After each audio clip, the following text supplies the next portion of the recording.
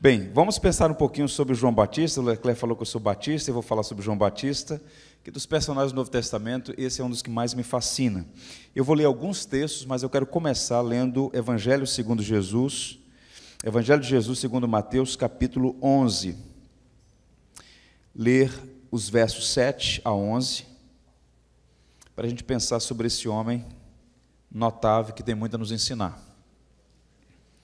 Mateus, capítulo 11, a partir do verso 7.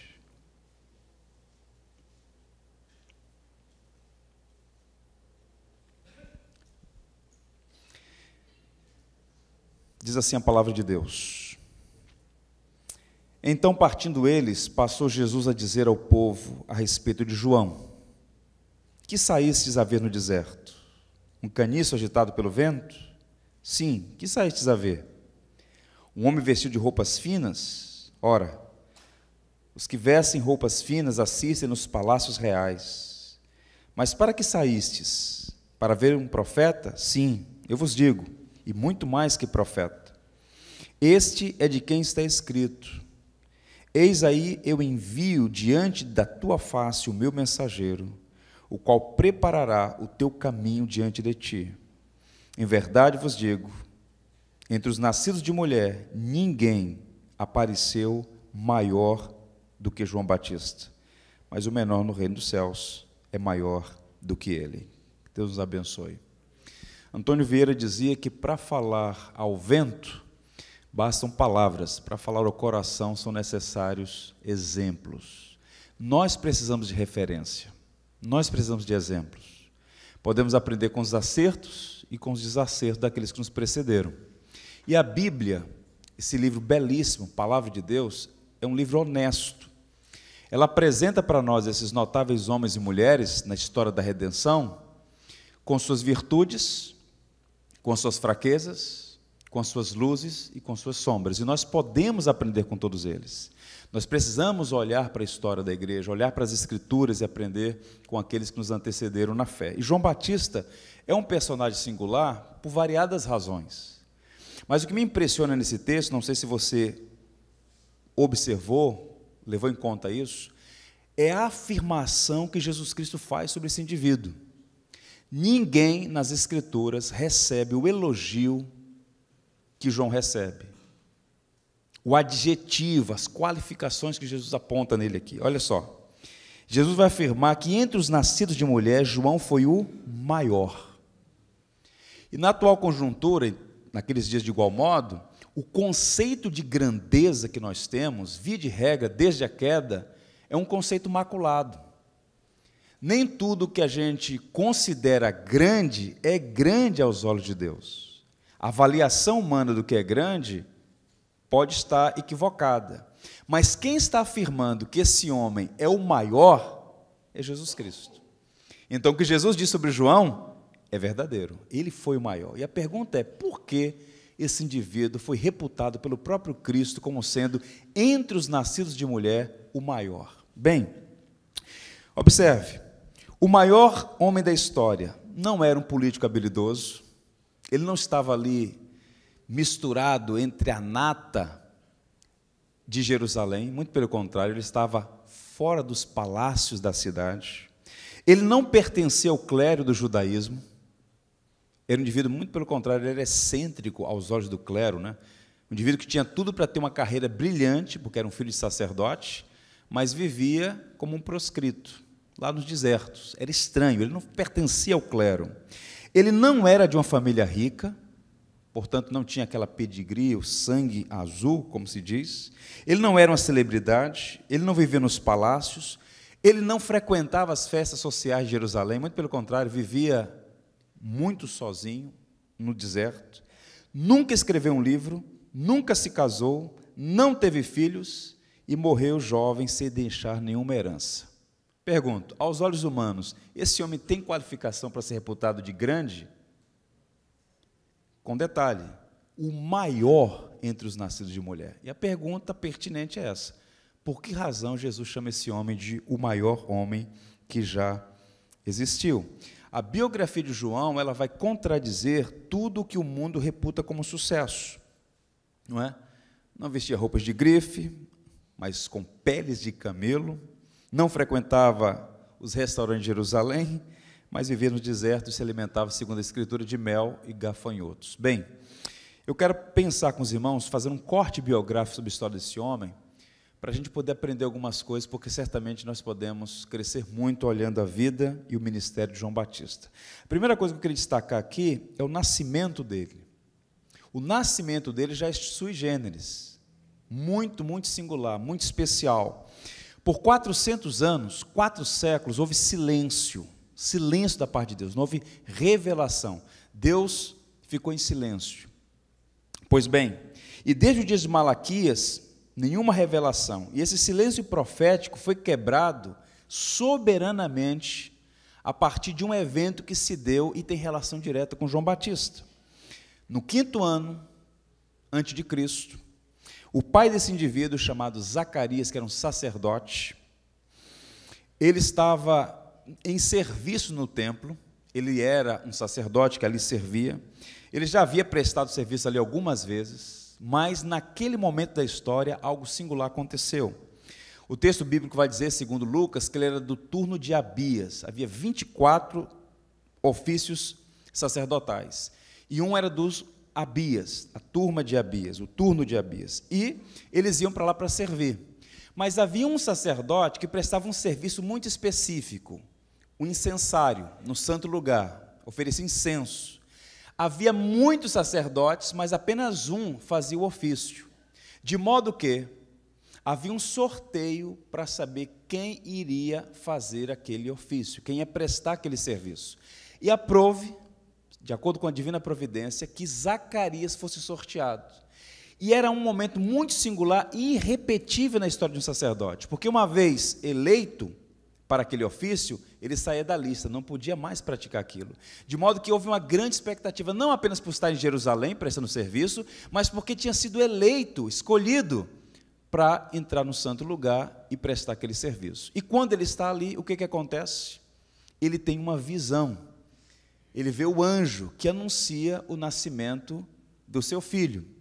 E o texto vai dizer que ele duvida disso, e a partir dessa dúvida, alguns acontecimentos se dão. E a narrativa é Lucas. Se você quiser acompanhar, para se familiarizar com essa narrativa, Lucas capítulo 1, verso 5, é um texto relativamente longo, mas extremamente instrutivo, para a gente entender um pouquinho dos bastidores da história vinculada a João Batista. Lucas 1, capítulo 5, verso 5, perdão, em diante, vai dizer assim: nos dias de Herodes, rei da Judéia, houve um sacerdote chamado Zacarias, do turno de Abias. Sua mulher era das filhas de Arão e se chamava Isabel. Ambos eram justos diante de Deus, vivendo irrepreensivelmente em todos os preceitos e mandamentos do Senhor. E não tinham filhos, porque Isabel era estéril, sendo eles avançados em dias. Ora, aconteceu que, exercendo ele diante de Deus o sacerdote, na ordem do seu turno, coube-lhe por sorte, segundo o costume sacerdotal, entrar no santuário do Senhor para queimar o incenso. E durante esse tempo, toda a multidão do povo permanecia da parte de fora orando. E eis que lhe apareceu um anjo do Senhor, em pé, à direita do altar do incenso. Vendo Zacarias, turbou-se, apoderou-se dele o temor. Disse-lhe, porém, o anjo: Zacarias, não temas, porque a tua oração foi ouvida. E Isabel, tua mulher, te dará à luz um filho, a quem darás o nome de João. Em ti haverá prazer e alegria, e muitos se regozijarão com o seu nascimento. Pois ele será grande diante do Senhor, não beberá vinho nem bebida forte, e será cheio do Espírito Santo, já do ventre materno. E converterá muitos dos filhos de Israel ao Senhor, seu Deus. Irá diante do Senhor no espírito e no poder de Elias, para converter o coração dos pais aos filhos, converter os desobedientes à prudência dos justos e habilitar para o Senhor um povo preparado. Então perguntou Zacarias ao anjo: como saberei isto? Pois eu sou velho e minha mulher avançada em dias. Respondeu-lhe o anjo: eu sou Gabriel, que assisto diante de Deus, e fui enviado para falar-te e trazer-te essas boas novas. Todavia, ficarás mudo e não poderás falar, até o dia em que estas coisas venham a realizar-se, porquanto não acreditaste nas minhas palavras, as quais, a seu tempo, se cumprirão. O povo estava esperando a Zacarias e admirava-se de quanto tempo se demorasse no santuário, mas saindo ele não lhes podia falar. Então entenderam que tiveram uma visão no santuário, e expressava-se por acenos e permanecia mudo. Sucedeu que, terminados os dias do seu ministério, voltou para casa. Um casal de idosos, ambos piedosos, tementes a Deus, pessoas devotas ao Senhor, mas incapacitados neles mesmos de gerar, de ter filhos. O homem está servindo dentro do templo, numa ocasião muito rara e especial, no santo lugar, tem a visão do anjo, que lhe disse que ele deveria ter um filho, fala inclusive o nome da criança, João, e por não crer no seu coração, o anjo diz, você vai ficar mudo até o nascimento da criança. Ele sai. Agora tente imaginar a angústia desse homem nos próximos 9 meses, porque a esposa de fato ficou grávida. Toda uma tensão. E quando a criança nasceu, consultaram qual seria o nome da criança. E aí ele diz, ele escreve na tabinha que estava presa a ele, João. E alguém disse assim, mas não tem ninguém na tua parentela com esse nome. E aí a língua solta, ele diz, é João. E ele compartilha o que aconteceu. E quando ele compartilha o que de fato havia acontecido mais de 9 meses atrás, lá em Jerusalém, a pergunta que as pessoas faziam era a seguinte, Lucas 1, 66. E que virá, pois, ser este menino? Havia uma expectativa em relação a João. E o Zacarias vai fazer um cântico muito belo, que Lucas registra, somente Lucas, o Benedictus. E ele vai dizer, tu, menino, serás chamado profeta do Altíssimo, porque precederás o Senhor, preparando-lhes o caminho, para dar ao seu povo conhecimento da salvação, no redimir dos seus pecados, graças à entranhável misericórdia de nosso Deus, pela qual nos visitará o sol nascente das alturas, para alumiar os que jazem nas trevas e na sombra da morte, e dirigir os nossos pés pelo caminho da paz. Ele então faz esse cântico belíssimo e aponta que aquela criança vai ser o precursor do Messias. Então João Batista já nasce para cumprir uma missão muito especial. Ele vai ser aquele que vai preceder o Messias. 6 meses antes do nascimento de Jesus, João vem a este mundo, e ele é preparado para cumprir um ofício muito singular. Deixa eu lhe dizer uma coisa antes da gente continuar pensando sobre a história de João Batista. Nós vivemos numa cultura paganizada, e o que é mais triste, em certo sentido, numa igreja com mentalidade muito paganizada, e o reflexo do paganismo na vida, na mentalidade da igreja, se evidencia de múltiplas formas. Uma delas é a linguagem. As pessoas hoje falam muito sobre sorte, sobre azar, sobre coincidência, sobre acaso, mas deixa eu dizer uma coisa, reportando-nos a uma das nossas principais doutrinas, não existe sorte, não existe acaso, não existe destino impessoal. O que existe é que o Criador governa e sustenta todas as coisas. E o Deus que chamou Abraão e planejou essa redenção desde a eternidade, está no decurso dos séculos programando tudo até que houvesse a plenitude dos tempos. Naquele momento da história, foi o encontro daquele sacerdote já idoso, e por meio dele trouxe à luz um rapaz, que seria o profeta precursor do Messias. E no futuro, Jesus diria sobre ele, este foi o maior entre os nascidos de mulher. Perceba, nada na nossa vida é contingencial. A nossa vida, não apenas a nossa vida, mas todas as coisas, obedecem a um desígnio, que nem sempre nós conseguimos entender, que nem sempre conseguimos compreender, mas, quer queiramos ou não, quer saibamos ou não, tudo está debaixo do governo soberano de Deus. E o nascimento de João é uma evidência de que é Deus que está no controle de todas as coisas. Acontecimentos bons, acontecimentos maus, tudo está debaixo do governo divino. Nasce a criança, vamos ver a formação dele. Lucas 1, verso 80, um verso belíssimo, diz assim, e o menino crescia e se fortalecia em espírito, e viveu nos desertos até o dia em que havia de manifestar-se a Israel. Essa é uma das declarações mais impressionantes que Lucas faz sobre o João. Crescia e se fortalecia e viveu nos desertos até o dia em que havia de manifestar-se a Israel. João vai para o deserto, ele respeita aquilo que a gente chama de tempo de reclusão, de preparo. Ele vai viver uma temporada no deserto. Alguns vão sugerir, muitos estudiosos vão apontar nessa direção, que ele se juntou a um grupo chamado essênios, que viviam no deserto, que tinham seus votos de castidade, de simplicidade, que viviam de estudos da lei, havia toda uma regra dietética, viviam no deserto, isolados, buscando uma vida mais contemplativa. Bem, alguns até sugerem que ele vivia ali naquela região de Qumran, onde foi descoberto muito recentemente os manuscritos, um lugar chamado Eiqueren, ali perto do Jordão. Por seus pais serem idosos, bem idosos, é bem possível que ele tenha ficado órfão muito cedo e tenha sido abraçado por uma comunidade essênica e ali aprendeu a lei, aprendeu a viver como essênio. Em algum momento da sua história, ele teve um relacionamento pessoal com Deus e discerniu os propósitos pelos quais ele veio este mundo e passou a cumprir a sua missão como um profeta do Senhor. Agora, o que me intriga nessa passagem? Observe. Esse verso, Lucas 1:80, que diz que ele estava no deserto até manifestar-se a Israel, é uma temporada de aproximadamente 30 anos. João Batista se preparou 30 anos para exercer o ministério de 6 meses. Já parou para pensar nisso? Porque João entendeu o seguinte, e nós precisamos entender também, entre o chamado e a missão existe a preparação. 30 anos para o ministério de 6 meses. Hoje as pessoas querem se preparar 6 meses para o ministério de 30 anos.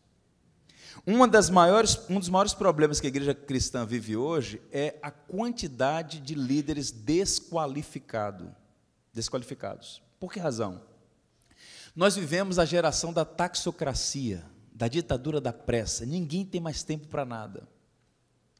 Já percebeu isso?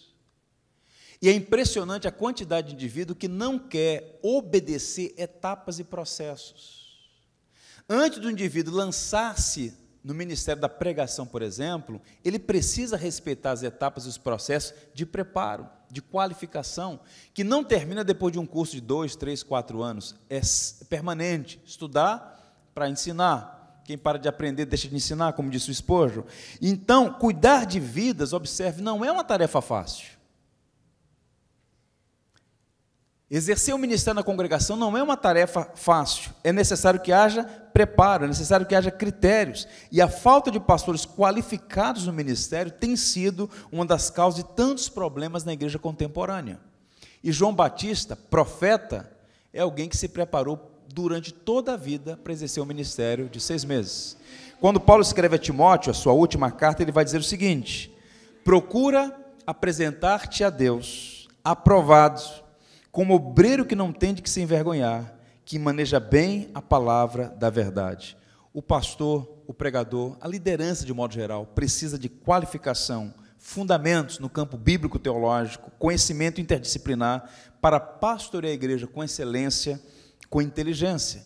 E João Batista, ele se preparou para exercer o seu ministério. Eu pergunto aos irmãos, essa é a realidade da igreja hoje? Nós precisamos, irmãos, abraçar com todo o coração e com toda a disciplina o estudo e abraçar cada oportunidade para poder crescer no conhecimento e na graça que é em Cristo Jesus. Qual seja a sua função na igreja, faça com excelência, busque qualificar-se cada vez mais para prestar um serviço de excelência, algo que possa edificar a igreja e glorificar o nome do Senhor. Isso é fundamental. Não é que o ministério pastoral seja restrito àqueles que abraçam a erudição teológica, mas nós precisamos servir com excelência. Bom seria que todo pastor, todo pregador, tivesse zelo pelo estudo, pela qualificação teológica, para servir o Senhor com maior eficácia, e não assistirmos o que estamos vendo aí, muita gente despreparada, envolvida em vários ministérios. Infelizmente, isso vai prejudicando a vida da igreja. Houve um homem chamado McCheyne, Robert McCheyne, foi um pregador que viveu pouco tempo, salvo engano, faleceu com 29 anos de idade, começou cedo o seu ministério de pregação, era um leitor voraz, mas no tempo que ele exerceu o seu ministério, ele sacudiu a costa leste da Escócia por 2 razões. Primeiro, porque ele era uma pessoa que coadunava piedade e erudição. Era um homem de vida no altar, um homem de oração, de contemplação, devoto, piedoso, e ao mesmo tempo um homem de profundo conhecimento bíblico e teológico. E esse indivíduo, pregando para um grupo de pastores, talvez uma reunião como essa, diz o seguinte: não é tanto os grandes talentos que Deus abençoa, mas uma grande semelhança com Jesus, um ministro de vida santa e teologicamente preparado, é uma tremenda arma nas mãos de Deus. Nós precisamos de gente assim. Vocês se lembram qual foi o pedido de oração de Jesus Cristo? Vocês sabiam que Jesus deixou um pedido de oração para a igreja? Quantos sabem qual é o pedido de oração de Jesus? Eu venho de uma igreja no interior da Bahia, e nós tínhamos lá o irmão Fernando. Tínhamos porque ele já está na glória. Vivia nas ruas, foi alcançado pela graça e passou alguns anos conosco lá na igreja. Era um homem muito piedoso. Toda quarta-feira estava sentado ali para a reunião de oração. E quando o pastor abria para ouvir da congregação se alguém tinha algum pedido específico de oração, o irmão Fernando levantava e dizia: eu quero lembrar aos irmãos o pedido de oração de Jesus. Um desavisado chegasse na igreja naquele momento e falasse assim: ué, esse cara está pedindo de oração de Jesus esse. E ele então dizia com a voz potente dele: rogai ao Senhor da seara para que envie obreiros para a sua seara. O Brasil precisa de pregadores como João Batista, piedosos e teologicamente preparados. O grande problema hoje é esse divórcio entre erudição e a piedade.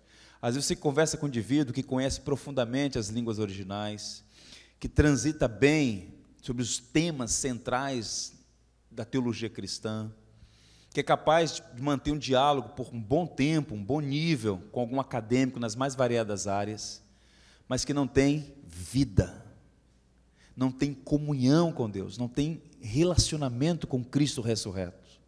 Às vezes encontramos um indivíduo que é piedoso, que tem uma vida de oração, mas é extremamente raso. João Batista coadunava duas coisas: ele era ao mesmo tempo alguém preparado teologicamente, basta ouvir a pregação de João, como ele se reportava à lei, como ele se reportava aos profetas do Antigo Testamento, como ele era ousado para chamar homens e mulheres ao arrependimento. Isso não vinha dele, isso foi alcançado, dom e ao mesmo tempo muita disciplina. Um homem de oração, um homem de estudos, um homem que falou no poder de Elias, ou seja, um homem cheio do Espírito Santo. E nós precisamos de homens como João Batista. Portanto, ele nasce naquele contexto, ele tem essa formação muito singular e ele é chamado de profeta. Vejamos a pregação dele. Se você quiser acompanhar, há dois versos, Marcos 1, versos 4 e 5, onde vai fazer uma síntese. Marcos faz uma síntese da pregação. Qual era a pregação desse homem? Marcos 1, versos 4 e 5. Apareceu João Batista no deserto, pregando batismo de arrependimento para a remissão de pecados. Saíam a ter com ele toda a província da Judéia e todos os habitantes de Jerusalém, e confessando seus pecados, eram batizados por ele no rio Jordão. A nação havia se desviado, religião corrompida, os palácios empobrecidos moralmente, povo vivendo na contramão da vontade de Deus, e esse homem surge no deserto. Ele sai do isolamento, daquele período de reclusão, de anonimato, de obscuridade, e ele então começa a pregar. E quando esse homem começa a pregar, as pessoas percebem que ele é diferente dos demais que haviam até então surgido. Esse homem tinha uma pregação que as pessoas percebiam que era diferente.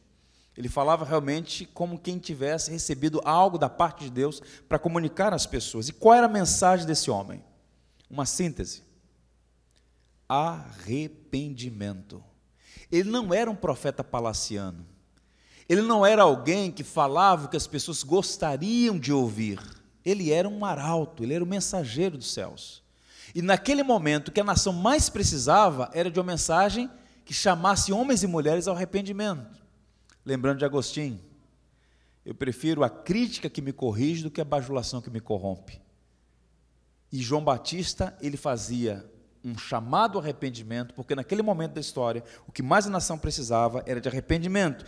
E à medida que o povo ia se arrependendo, o batismo praticado por João era um símbolo dessa remissão de pecados, um símbolo de arrependimento. E uma coisa muito significativa aqui é que ele era um profeta, porque o próprio pai, inspirado pelo Espírito, Zacarias, vai dizer: tu, menino, serás chamado profeta do Altíssimo.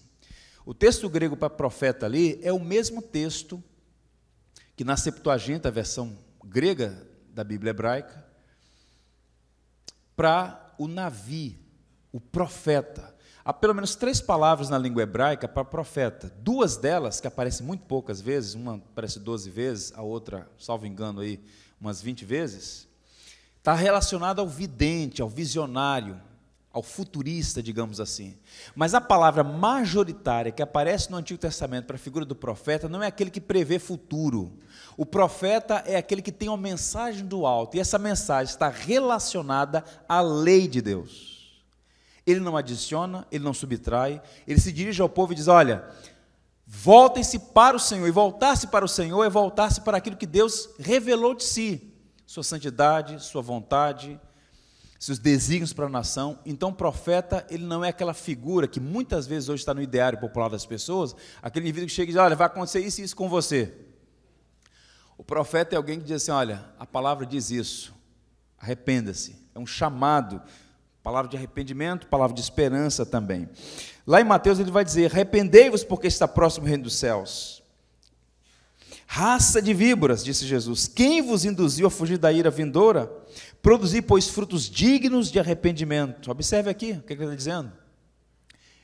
É uma mensagem palatável? Não, é absolutamente indigesta, mas é uma mensagem verdadeira, uma mensagem dos céus. Arrependei-vos porque está próximo o reino dos céus.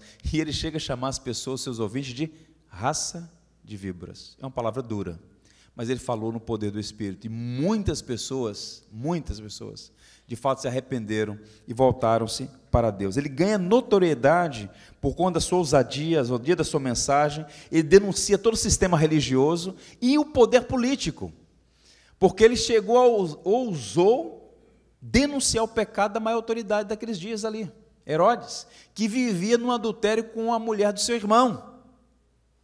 E por conta disso, como a gente vai ver, ele acabou sendo assassinado. Um indivíduo que tem valores inegociáveis.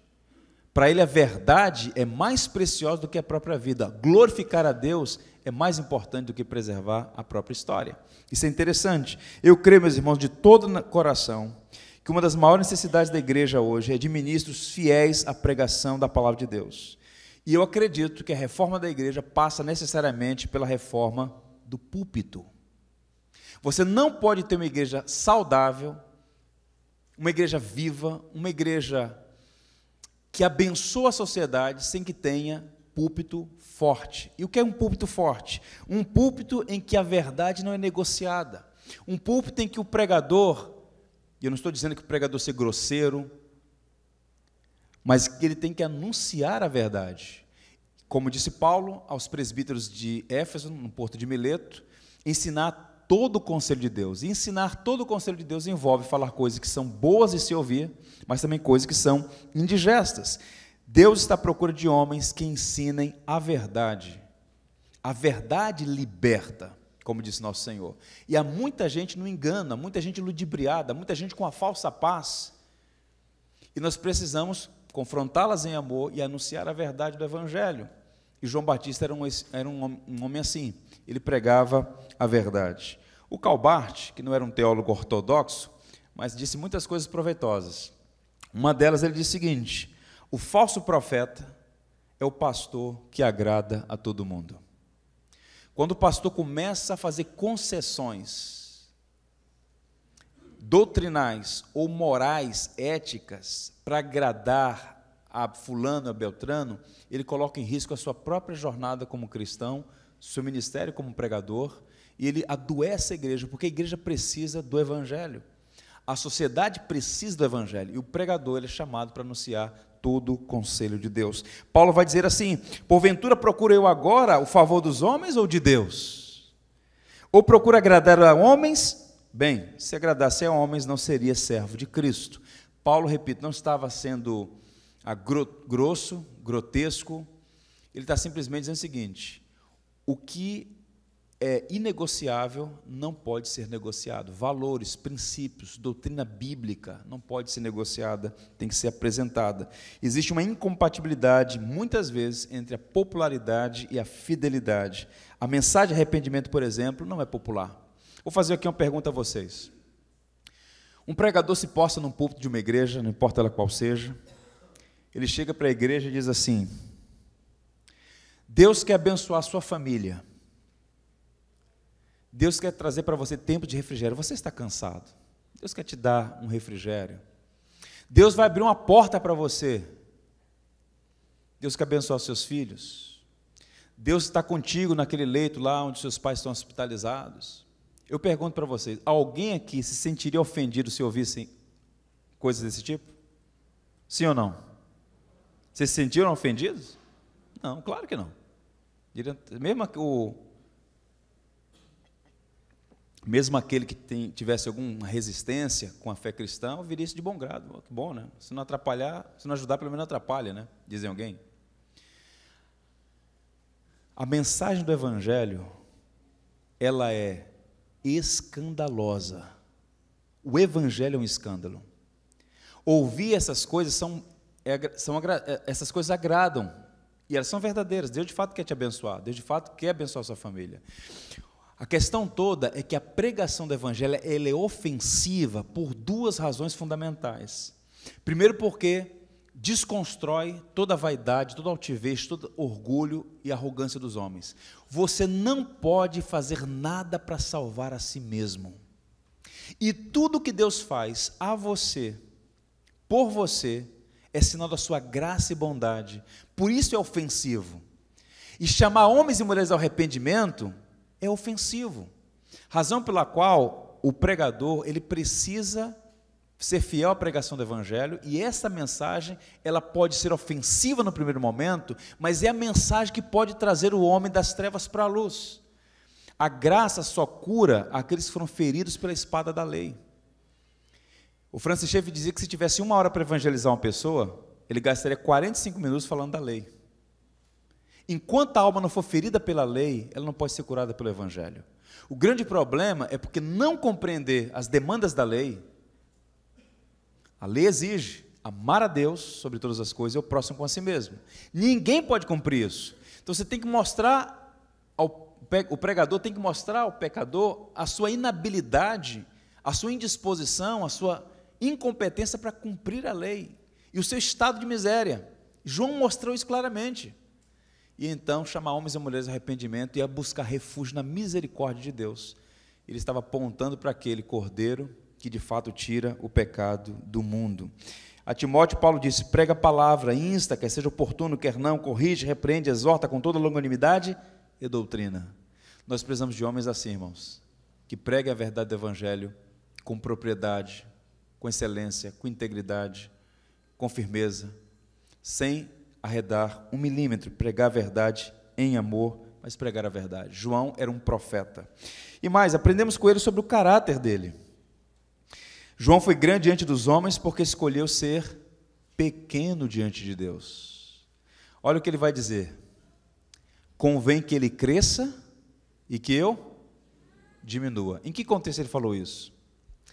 O contexto é basicamente o seguinte: os discípulos de João Batista, que estavam acompanhando ele no deserto já há algum tempo, quando ouviram e viram o que estava acontecendo em torno do ministério de Jesus, começou a rolar um ciúme ali. Coisa de gente, coisa de ser humano. E então procuraram João Batista e falaram: olha, a situação é essa. Apresentou para João um suposto problema. E João vai logo dizer: deixa eu dizer uma coisa para vocês. Eu não sou o noivo. Eu sou amigo do noivo. Eu estou aqui como aquele que vai abrir o caminho. Convém que ele cresça e que eu diminua. É um indivíduo que, a despeito de toda bênção que recebeu da parte de Deus, e alguns motivos, digamos assim, do ponto de vista humano, para envaidecer-se, era um indivíduo que foi grande porque soube ser pequeno, porque soube humilhar-se, porque soube qual era o seu lugar. Ele disse assim: vós mesmos sois testemunhas de que eu vos disse, Eu não sou o Cristo, mas fui enviado como seu precursor. O que tem a noiva é o noivo, o amigo do noivo que está presente, e ouve muito se regozija por causa do noivo. Pois essa alegria já se cumpriu em mim, convém que ele cresça e que eu diminua. O Eugene Peterson chama isso de santidade vocacional. Santidade vocacional. E aqui é algo que a gente pode aprender muito com João. Tente imaginar quantos pastores, quantos líderes, quantos de nós, tentados a sucumbir diante do fascínio dos aplausos, de um suposto sucesso, ou de um real sucesso, e acabar roubando para si alguma coisa que pertence somente a Deus. A glória devida ao seu bendito nome. João Batista estava tendo relativo sucesso no seu trabalho, relativo porque depende da ótica como as pessoas enxergam, e aí os discípulos estão tentando elevá-lo a uma categoria que ele sabia que não era sua. Ele disse: olha, espera aí, gente, eu não sou noivo, eu sou amigo do noivo, e a minha alegria é ver isso acontecendo. E mais, convém que ele cresça e que eu diminua. Com muita honestidade, sabedoria, sobriedade, ele se recusa a assumir algo que não lhe pertence. Tente imaginar, naquele contexto, se você ler algumas obras sobre essa realidade, surgiram muitos supostos messias. Havia muita gente, o próprio Cristo falou isso, muitos virão: olha, eu sou o Cristo e tal, o Messias ungido, esperado. João Batista poderia ser ludibriado e tentado, como foi de fato, acredito, a ocupar um lugar que não era seu, mas ele humildemente recusou, colocando toda a glória à pessoa bendita de Jesus Cristo. Eu diria, meus irmãos, que não existe nada mais enganoso do que o coração dos homens. Alguém já disse que o orgulho é algo que nos persegue do berço ao túmulo, e todos nós, em variados graus, somos pessoas orgulhosas e altivas, razão pela qual nós precisamos sempre, aí aprendendo um pouco com João, ter essa filosofia de vida e de ministério também. Convém que ele cresça e que eu diminua. Aprender a dar a glória a Deus e a Deus somente. Há pastores que estão apaixonados por si mesmos, né? Como disse Hernandes outro dia num artigo, o indivíduo olha diante do espelho e canta "Grandioso és tu", não é? Está fascinado por si mesmo. Coisa diabólica. Gente vaidosa na corrida por títulos, visibilidade, fama e poder, e com o advento das redes sociais, deixa eu dizer uma coisa para você aqui, um parênteses: desconfie de todo homem que tira foto em porta de elevador no espelho. Tente imaginar João Batista olhando um homem, se for pastor então, João Batista tirando uma foto no elevador do espelho. Aquelas selfies que o indivíduo tira de si mesmo e bota assim: Deus no comando. É uma geração vaidosa, vaidosa. Os títulos pomposos, bispos, apóstolos, doutores, divinizados. João Batista, ele tinha algo que o Jonathan Edwards pedia sempre: Deus, estampa a eternidade diante dos meus olhos. Você está caminhando para a eternidade. A sua vida é um sopro. Tiago diz que é uma neblina. Moisés fala que a vida humana é um palmo. A vaidade é uma bolha de sabão, é uma grande ilusão. E esse homem é grande porque ele teve esse tirocínio para perceber que o seu papel era curto, porém profundo, era preparar o caminho do Messias. Quando o pessoal vem com aquele discurso: olha, o pessoal está tendo vantagem em relação a nós. Pera, eu já falei para vocês que eu não sou noivo. A minha alegria é ver o que está acontecendo. Ele é o noivo. Convém que ele cresça e que eu diminua. O Spurgeon, que tinha um senso de humor muito bom, diz o seguinte: somos ministros. Esta palavra soa de modo respeitável. Ser ministro é a aspiração de muitos jovens. Talvez, se a palavra do original fosse traduzida de outro modo, esfriaria a ambição de muitos deles. Os ministros são servos, não são convidados, mas criados. Não são senhores, mas servidores. O papel do ministro, o papel do pregador, o papel do pastor, o papel do líder é servir e abençoar. E nós precisamos aprender com João. Convém que ele cresça e que eu diminua. Hoje pela manhã eu falei da atitude de Paulo. Paulo falou para os Efésios: vocês sabem como foi que eu me comportei diante de vocês. O tempo inteiro, não foi farisaísmo, foi o tempo inteiro assim, servindo ao Senhor com toda humildade. E para e pensa um pouco quem era o apóstolo Paulo, um indivíduo que teve a oportunidade que ele teve, criado em Tarso, nasceu ali, cidadão romano, teve acesso à cultura helênica naquela grande cidade de Tarso. Provavelmente ele estudou na Universidade de Tarso, que é uma prestigiada universidade daquela região. Foi para Jerusalém, criado aos pés de Gamaliel, estava ali, digamos, como jovem promissor dentro do rabinato judaico, quem sabe um candidato a pertencer à alta corte de Israel, o Sinédrio, e agora transformado num apóstolo de Cristo, o homem se despe de toda e qualquer vaidade, qualquer pretensão, e o seu alvo, ele vai dizer: não tenho minha vida por preciosa, contanto que se cumpra a carreira e o ministério que recebi do Senhor, pregar o evangelho da graça de Deus. E aos Efésios, com quem ele conviveu por muito tempo, pessoas simples, analfabetas, boa parte delas escravas, Paulo estava ali servindo aquelas pessoas. Era um homem realmente humilde. Nós precisamos aprender esse caminho com Jesus, com Paulo, com João e com tantos outros notáveis servos e servas. Deixa eu ler para vocês uma coisa aqui interessante de um monge que eu aprecio, um monge chamado Bernardo de Claraval. Viu no 11º século, ele disse uma coisa bem interessante. Isso é muito importante. Ouçam.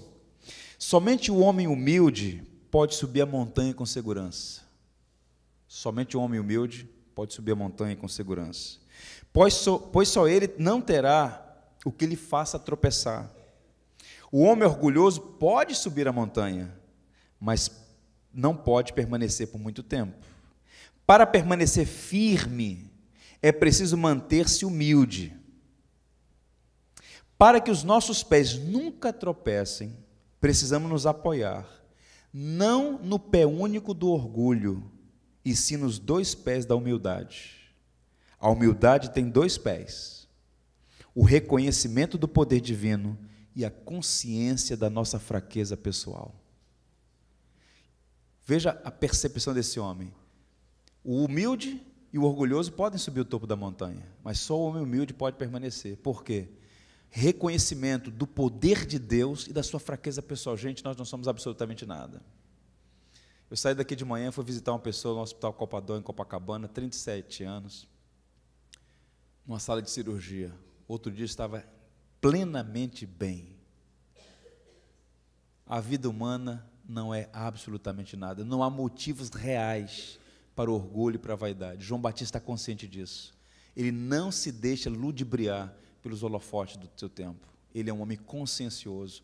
E se tem uma coisa que a gente precisa aprender, é isso: andar humildemente diante do nosso Deus. Caminhando, a crise do profeta. Ele é um homem com os pés de barro. E João Batista entra numa crise profunda. Eu chamo de crise profunda porque o que ele vai dizer é complicadíssimo. E antes de afirmar aqui, ou apontar qual foi a crise do profeta João Batista, um destaque.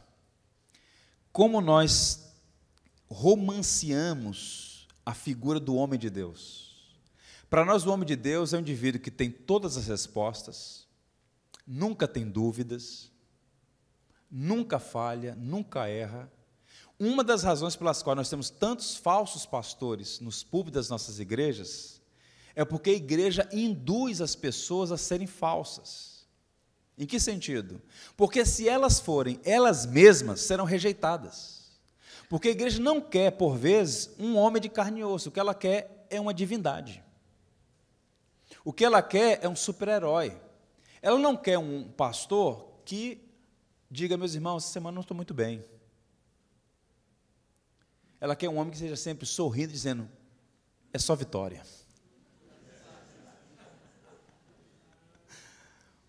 E a congregação projeta nesse indivíduo o que também ela quer. Porque nós temos dificuldades com a natureza humana. E o evangelho, a proposta do evangelho não é divinizar o ser humano, é nos humanizar, é nos tornar humanos como Deus projetou que nós fôssemos. E o pecado nos desumaniza, o evangelho nos humaniza. E o falso evangelho tenta propor uma divinização. E é muita gente, tem muitos pastores, muitos líderes, que não são autênticos, porque se forem autênticos, serão expulsos, porque já criou a caricatura do pastor super-herói, do pastor divinizado. Por que é importante ler a Bíblia sob essa perspectiva? Você vai encontrar todos, sem exceção, todos os homens a quem Deus usou, sendo essa amálgama de virtudes e fraquezas, de luz e treva. Curioso isso. E João Batista não é diferente, porque observe, um homem que passa 30 anos se preparando para o ministério que ele exerceu por 6 meses apenas. Essa é a conta. Um indivíduo que, observe, teve um nascimento singular, não é? Aparição do anjo Gabriel, não foi qualquer anjo, foi o Gabriel que foi lá. Havia uma expectativa em relação a esse indivíduo. Bem, tentado usurpar a glória de Deus, especial a glória de Cristo, não, convém que ele cresça ou diminua. Não obstante a isso, repito, ele era humano. Agora observe, durante uma visita a Roma, Antipas, ele seduziu uma mulher casada, Herodes Antipas. Essa mulher chamava-se Herodias, que era mulher do seu irmão, Filipe. Quando ele volta para Galiléia, ele vive lá naquela relação prostituída com Antipas, com Herodias, perdão. João Batista, ele vai na filosofia de Charles Spurgeon. Qual era a filosofia do Spurgeon? Não dê nomes bonitos a pecados feios. Relacionamento extraconjugal tem nome, é adultério. E aí o João chega para Herodes e diz, é errado, não é lícito você possuir a mulher do teu irmão. E Herodes treme nas bases. Herodes reconhece nele autoridade, não tem diploma, não é título, não é uma coisa fabricada, é autoridade. Já viu aquela história do Antônio Elisa, aqui de Niterói, né? Que é unção, pastor? Meu filho, eu não sei. Só sei que uns são, outros não. João Batista tinha essa unção, eu não sei o que é, mas ele tem alguma coisa diferente. Herodes era profano, era ímpio, mas não era burro. Ele percebeu, esse camarada é diferente. Porque senão, do contrário, já teria, manda para o cárcere. Não foi assim. Bem, vai João então, dá uma festa, Herodes Antipas, dá uma festa, já alcoolizado, lá naquelas orgias, como eram comuns naquelas festas no palácio. A mulher dele, vocês conhecem a história, manda a filha entrar, faz aquela dança. Herodes já para lá de Bagdá, falou, o que pedir eu vou oferecer. E a mulher então induz a filha, pede para ele a cabeça de João Batista. E Herodes, então, recolhe João no cárcere. Vocês vão conhecer a história. Mas qual o ponto? Antes de executar João, ele está na prisão. Alguns vão dizer que ele está na prisão de Maquera, uma torre naquela região. E aí, ele recebeu visitas de pelo menos 2 de seus discípulos. E o texto vai dizer o seguinte, ele chama os 2 discípulos e fala assim, ó, vai, procura Jesus e pergunta a ele o seguinte, és tu aquele a quem esperávamos ou devemos aguardar outro? Aqui, João revela a sua crise e a sua humanidade. O mesmo João, ele é um profeta, ele é um navi, eis o Cordeiro de Deus que tira o pecado do mundo. Ele sabia que Jesus Cristo era o Messias. Eu não sou noivo, o noivo é ele. Convém que ele cresça, que eu diminua. A pergunta é, por que lá na prisão ele chama 2 discípulos e envia para Jesus perguntando, você é o Messias mesmo? Por que razão? João entrou numa crise espiritual. João está na prisão e nem uma visita Jesus foi fazer? Poxa vida. 30 anos se preparando para exercer o ministério, preparar o caminho de Jesus e nem sequer uma visita. Ele não quer ser o rei de Israel, mas pelo menos o primeiro-ministro. E nem uma visita. E aí, quando os discípulos de João, e observe, tente imaginar o cenário, esses 2 discípulos que vão visitar João e que vão como emissários, eu suponho que eram as pessoas mais próximas a ele. E agora João está abrindo o coração, olha, eu estou na dúvida. Ué, profeta tem dúvida? Pastor tem dúvida? Eu tenho. Pergunta a ele se é ele mesmo. E quando os discípulos vão a Jesus, Jesus diz para João o seguinte, os cegos estão enxergando, os paralíticos estão andando, Aos pobres está sendo pregado o reino dos céus. Diz para ele. E aí, silêncio total. João não diz mais nada. E ele é decapitado e entra na glória. Qual o ponto aqui? E é nesse contexto de Jesus, então, quando os discípulos saem, ele fala assim, olha, o que saíste a ver no deserto? E Jesus fala aquela afirmação, entre os nascidos de mulher, nenhum é maior do que esse homem, do que João Batista. O que nós aprendemos aqui é o seguinte, meus irmãos, João duvidou porque João era humano. Pastor é humano. Não tente divinizar os pastores. Não tente criar uma situação em que esses homens vão sendo ludibriados a crer que são o que não são. Há muita gente que não percebeu ainda que é vaso de barro, que tem limitações, que tem fraquezas. O líder é alguém que simultaneamente é pessoa e persona. O que significa isso? A persona é a imagem. A pessoa é o que é real, consciente ou não, ela vai projetando imagens de si, e ela tem que tomar muito cuidado para estar sempre avaliando o próprio coração e tomando cuidado com as vaidades, com as distorções que se projetam da sua própria imagem. A igreja precisa ajudar o pastor a ser gente.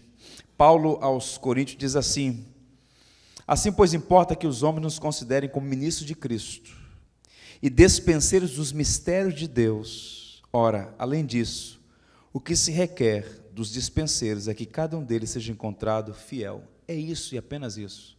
Seja fiel à sua vocação, à sua identidade, autêntica e não forjada. João é um homem que nos ensina isso. Ele era um homem humilde, ele era um homem que mostrou a sua humanidade. Eu diria, usando aqui uma metáfora poética, só Deus é sol. Só Deus tem luz própria. Nós somos lua, irmãos. A gente só pode fazer algum reflexo por causa do sol. Você não é Deus. Eu ouvi algo, eu disse hoje pela manhã, que foi libertador para mim, no meu ministério, alguns anos atrás. Quem tinha de morrer pela igreja já morreu. Cristo. E você não é o bom pastor. O bom pastor que dá a vida pelas ovelhas, já deu a vida pelas ovelhas. Não se deixe iludir, seja humano, exerça o ministério com humanidade. E se você tiver dúvidas, abre o seu coração. Se você estiver sendo tentado, procure ajuda. A igreja precisa, nesse momento da história evangélica brasileira, ser humanizada. Ela está, em muitos aspectos, muito, mas muito adoecida. Eu encerro lendo a narrativa da morte de João Batista. Abra lá em Mateus capítulo 14, versos 1 em seguida.